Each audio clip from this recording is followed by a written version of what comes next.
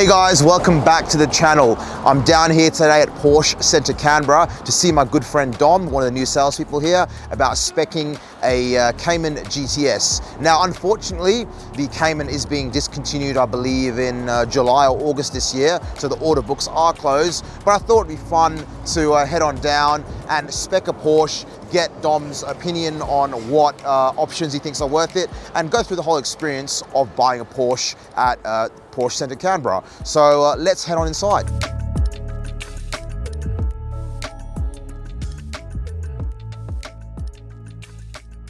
Dom, how are you, buddy? Saad, good to see you. Good, man. How you doing? Good, good. Looking sharp. You going to a wedding after work today or what? Yeah, tomorrow, man. Getting all ready. Oh, nice, nice.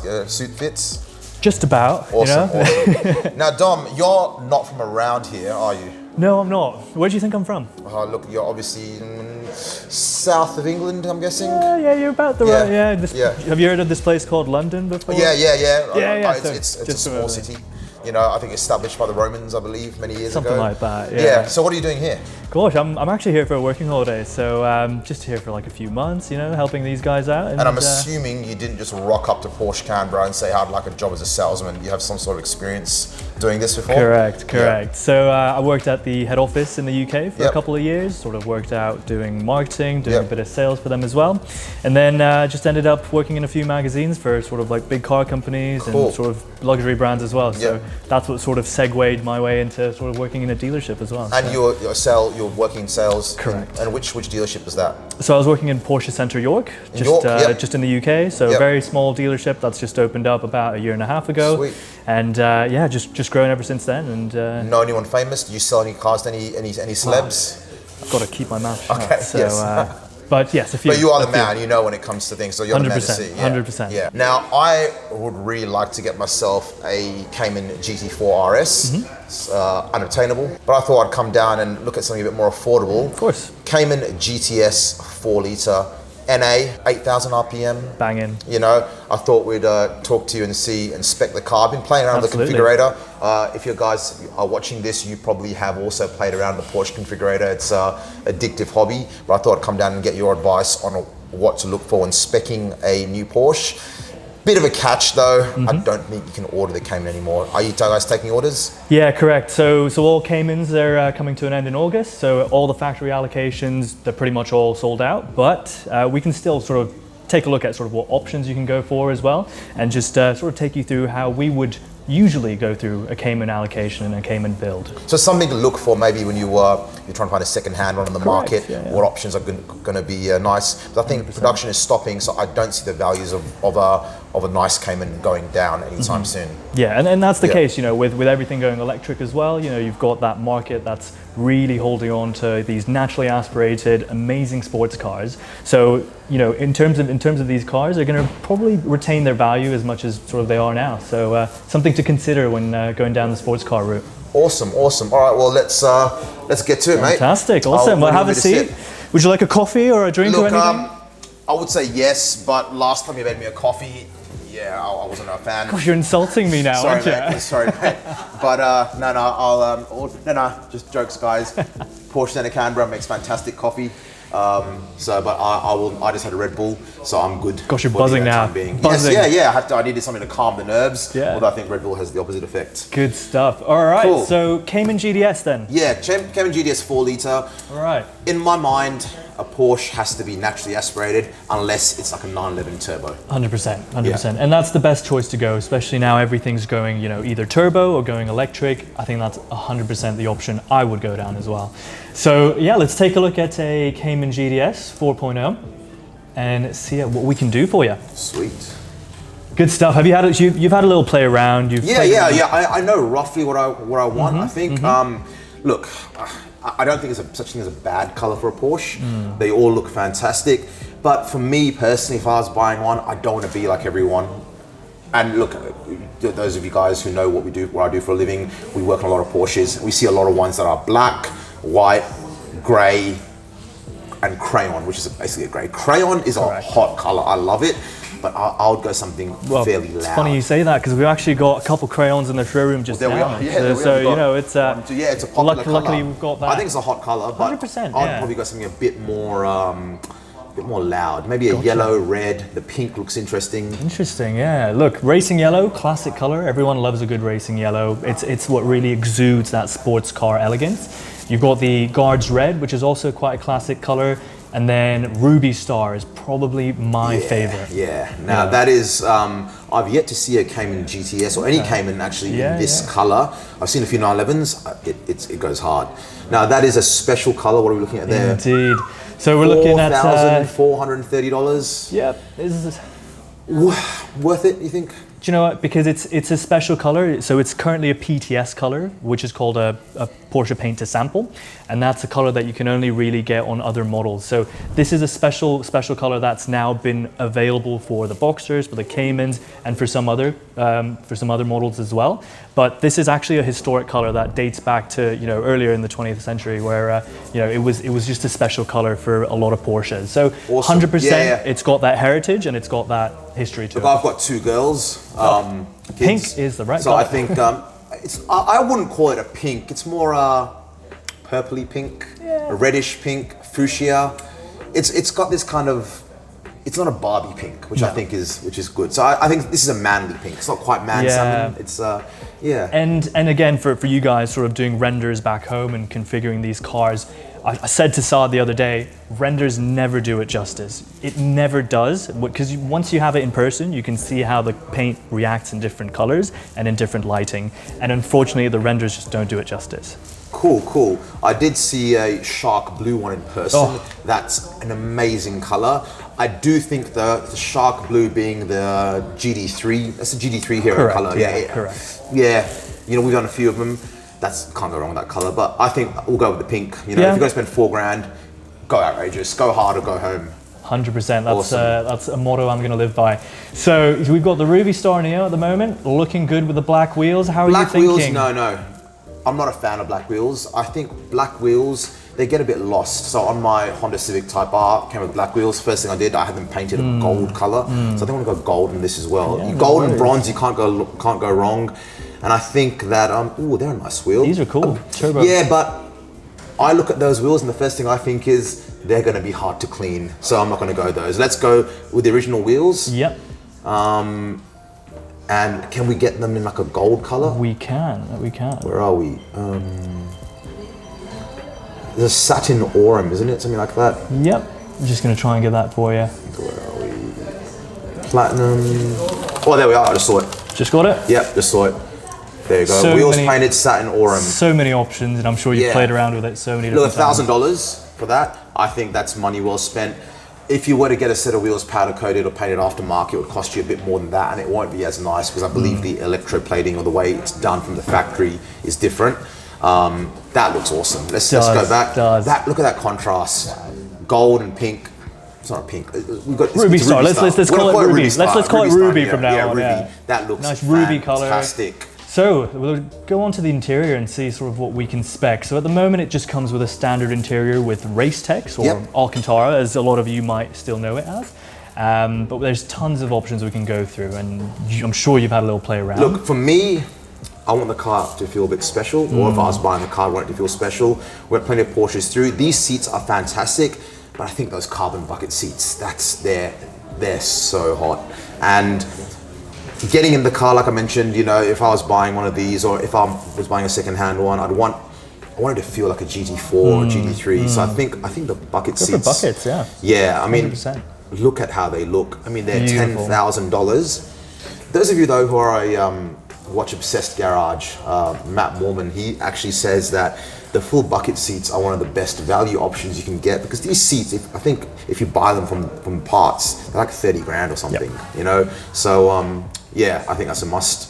And that's why I think when you are factory ordering a car, it's really important to put the spec that you would want. So all the options that you think you want on the car, put it on now, because if you want to order it later on, there's going to be a bit of a margin there. There's going to be a bit more. It's going to be a factory order, a special factory order that you're going to have to do for the parts guys. So it tends to be a slight bit more expensive when you order later on. And what's your opinion? Some people will spec a car, and they're speccing it not for themselves, they're speccing it because this will hold its value better in the future. What's your thoughts on that? Guys, value is to the eye of the beholder. So, you know, whatever you think is best for you, that's what I would go for. Don't look at what other people think is good for your car, you know? It's your car at the end of the day, and whatever you think has maximum value for you, go for that. The market fluctuates, there's different options you can consider, and there, you know, I can tell you right now, there's a few options that some people find a bit more, I guess, desirable than others, but ultimately if you're building your own car, Saad, go for something you think is great for you. I think, for me, if I was getting one of these, it'd be because I couldn't, I mean, you can't get a GT4 anymore. GT4 RS is still available, but you can't really get one. No. Let's pretend we're doing this 6 months ago. You can't get a GT4 RS. You can't. GT4s don't exist. I'd be getting the bucket seats to make it feel. I wanted to feel special. You know? 100%. And you're going to be tracking the car, right? Yeah, for sure. Yeah, not hard. You know, it's an expensive car. You can't afford to bend it. But you know, I would be if I was buying something like this, I would certainly be taken to the track. But I've got my Honda, which is a lot cheaper. And last thing I mentioned to you that Kelvin and I are looking at building a Golf GTI. Yeah, good stuff. It's got, I believe, the Porsche and Volkswagen share a lot of DNA. You know, that's how I like to think of it. So I'm actually driving a Porsche. I'm driving my Volkswagen. Yeah. But yeah. Now I want some color on the interior, mate. What can we do? Good stuff. Hey, look, I love the GTS interior package, and that's something you're going for a GTS. That's where I'd go down. The two main options are to get the stitching in crayon, which looks a bit like this. We'll just accept all the changes. $8,000 for the interior package. Jeez. What are we getting? I can see a bit of carbon there. 100%. So it just details the interior a bit more. You get sort of carbon in the inside. You get a bit more on the stitching on the bucket seats itself. You get the belt in the same contrasting stitching color, and a few more details in and around the car. Yeah, that looks clean. So what about the red? What if we do the red stitching though? I'm a sucker for red stitching. I love it. You know. So the only thing I'll say about this Carmine red stitching is that it's slightly different to the Ruby Star outside. So there might be a bit of a conflict between the exterior color and the interior. Yeah, because I can see that red and that pink. I think red and pink, I'm no fashion person, but I don't think they're colors that complement each other. Best safe option. Keep it safe, Let's go for crayon. Yeah, we don't want too much going on there. 100%. Good stuff. Awesome. And just quickly go through, I mean, not interested, but you've got Sports Seat Plus and full electric sports seats. What's the difference there? So look, really it's just down to the way that the seat does hug you. You know, with the sports seats and the Sports Seats Plus, it's going to be a bit more comfortable because that's sort of what we say is the entry level into the cars. The full bucket seats is where it's really sort of like holding you in. That's something you want to use for a track day. The sports seats more so for everyday driving, for daily drivability. And can you get the bucket seats on all Porsches, like as in all like 911s and Caymans, or is it only available on Cyanoms? On certain models. Okay, so G3s, I've seen it on G3s, G3 RSs. Can you get it on like a 911 Turbo, for example? That's a good question, actually. I don't think you won't be able. I'll have to double check. Actually, the 911 Turbo's got back seats. Correct. So you can't be able to get carbon seats on them. Cool. But yeah, these are a great option if you're tracking the car, a two-seater car. And they're supremely comfortable. They're a bit tricky, not difficult, tricky, I think, to get in and out of. If you're like me and you know you care about the bolsters, bit of gymnastics. But if you look, you're flexible enough. Yeah, you can. I can. You know, if you can touch your toes, I think you'll be fine. Awesome, cool. So that's sort of the full bucket seats. Awesome. And I guess we'll go through the main options just so you can get an idea. Yeah, lettering and decals. We don't want any of that. Yeah, we don't want any of that in the meantime. Was there anything that struck you? Yeah, look, brakes. Okay.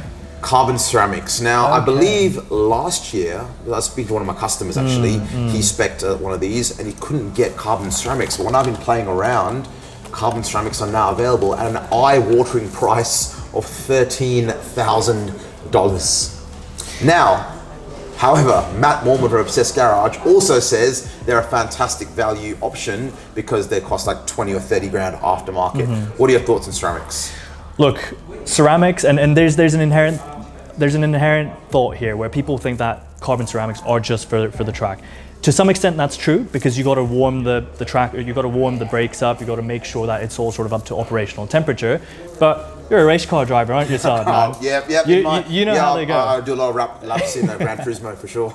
There you are. I understand how it works. So you know how it works. For someone who doesn't and goes into a carbon ceramic car, oftentimes they complain that, oh, do you know, the brakes aren't like working. It's because they're not up to temperature. And that's what a lot of people think, that carbon ceramics aren't worth it. But the second you're up on track, getting it up to operating temperature, mate, those things bite. And I'll tell you a bit of a story. So when I used to work in the UK, and we used to do Goodwood Festival of Speed, and we had a lot of cars that we were presenting up there.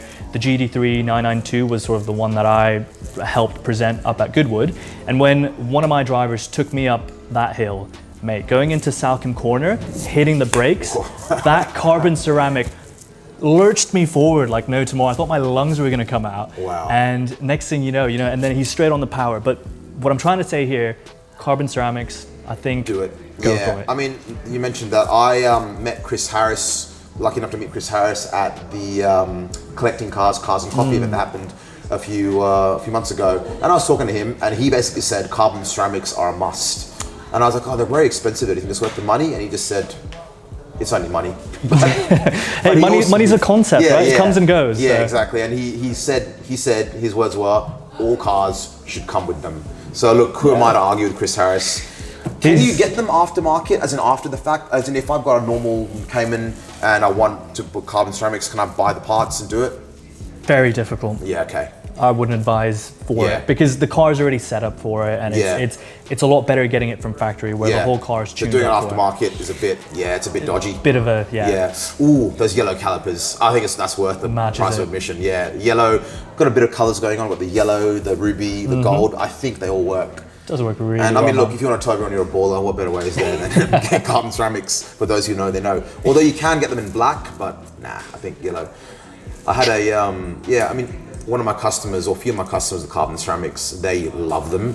And I know when we're washing their cars, the wheels you put your finger on there and they're just clean. I think that's worth the price. That's another benefit. How much money will you save in wheel cleaner over the period of 5 years? Yeah, a couple of $1,000 there. So that's how you can justify it to yourself, guys. Carbon ceramics, do it. My next big question, which will either upset or make a lot of people very happy, PDK or 6-speed manual? This is a really tough question because I think you can't go wrong either way. I drove a PDK car the other day for the first time in a long time, and I was blown away at how good. Like, look, a Porsche PDK is not a Volkswagen DSG. Despite popular online belief, people say it is not the same. When you drive it, Like, I've driven plenty of DSG cars, they're great. You drive a PDK, it's instant. I was in gear 8, doing 88 kilometers an hour. I just put my foot down and instantly it went from 8 to 2. Now, I think this is a 7-speed, but I imagine it's still fairly similar. Still very similar, yeah. But being manual is a manual. I think this is a personal choice. Me, I would probably get the manual because I'm lucky enough to live in Canberra. I'm not going to be driving the car in traffic every day. And I think you can't beat a manual in terms of driver engagement. Plus, it's $5,000 cheaper. That's also something to consider, yeah. And a Porsche, I did drive a Cayman GTS 4 litre about 2 or 3 years ago, and the manual gearbox was just sublime. You know how good the Honda one is? This is better than the Honda. So I would probably stick to manual. For me, I think you can't go wrong either way. Another good point, my friend Reese from Northside Euros, shout out to Gareth and Reese there, made that if you're trying to go as fast as possible, then you would buy a PDK. And you wouldn't buy a GTS 4 litre, you'd probably get a Cayman S and tune it and modify it with its turbo. But I think a GTS is about the driver engagement, the NA revving it out. 100%. It's a purist car. It's one to really strike with the emotions. And I think, the way you're going with it and the way you're sort of designing this car, 100% the way. And look, for those of you if you can't drive manual, then get a PDK. If you and your wife need to drive and your wife can't drive manual, get a PDK. I think either way, you can't go wrong. Like I said, a PDK is not a Volkswagen DSG, so and it's not a BMW gearbox either. It's its own. It's its own level. Nothing comes close. 100%. Yeah. It's the king of all transmissions, really. Yeah, it's unreal. And a lot of you guys who love cars and who drive cars, all the time, you will know that the PDK is exactly that, top of its class. Saad, I think we're sort of coming to the end. I think it's looking really good. Yeah, we've got the badge, the 718 Cayman GTS badge. That looks nice. I did play with removing that, but it was a bit naked looking. 100%. What else we got? Stereo system. Right. Big one for you. $5,000. I think that's a must. It's not a must. I listened to the Bose stereo, and to be honest, it's perfectly adequate. However, when I put some music on, I put some disclosure on, and I could hear a bit of distortion in the bass. And I was like, that's going to drive me mad. Now, David, what's David's title here? Oh, so Dave's actually our sales manager. So he's, Yeah. he's my boss. He's who brings in all these cars. And Now, what did he say? David referred to himself as old, which I think is unfair and incorrect. But let's just say he goes, Saab, I'm old. I listen to the radio. So so I think if you listen to talk radio or podcasts, I think the Bose is fine. If you enjoy a bit of music, you enjoy a bit of bass, I think the Burmester is a must. 100%. Online, everyone says, just listen to the engine. I'm like, I'm sorry, but if you're driving in traffic to work, you're not going to be revving the car at 8,000 RPM. If you're driving to Sydney to go to the track, you're in gear 6 at 120, 110 is the speed limit, I believe. 110 is the speed limit. You're going to be at what, 2,000 RPM? Yeah. You're not there. So I think Burmester for $5,000 is actually a fantastic value option, because I've fiddled around with stereos a lot in my time, and you'd have to spend at least twice as much to get a similar sort of sound quality. 100%. Yeah. Good choice, Saad. And I think that is pretty much it. The options, isn't it? So what's the, and there's always a little personalization bits and pieces you can bits. do, carbon bits and pieces. But this is the event. So what are we looking at here? We've got $43,000 in options. So what are we looking at for this? Well, do you want me to price it up for you now? Nah, don't. No, don't. I'll leave that for another time. It's going to be circa 250. A couple $100 here and there. Hey, look, if I had a slot for you, I'd put this order in for you right now. Well, if you have anyone, guys, that cancels their order, please let me know. Cool, we'll do. I don't have the money. I'll find it. Guys, please bring your car in and get it wrapped for us. So you can do that. No, it's fine. I in the future, I think one day this is on my list. Buying a Porsche is on the list. I'm still a bit young, so maybe in a few years when the girls are a bit older and everything as well. 100%. But and I'm sure there'll be plenty available on the market. There's always people upgrading. Yeah. Dom, good stuff. Saad. Thank you, mate. That was a pleasure. Thanks for coming in. Guys, come and see Dom at Porsche Centre Canberra to spec your cars. He's an absolute legend. He makes really good coffee. Anything else you want to say, eh? No, all good, guys. Honestly, we're here. And how long are you here for, actually? When are you leaving? So I'm leaving in July, so at the end of July. So guys, it's coming pretty soon. You've got 2 months to buy a car from Dom, so come see him, please. Thanks, guys. Appreciate it. Thanks, Thanks again. Talk soon. Take it See ya. easy. Bye.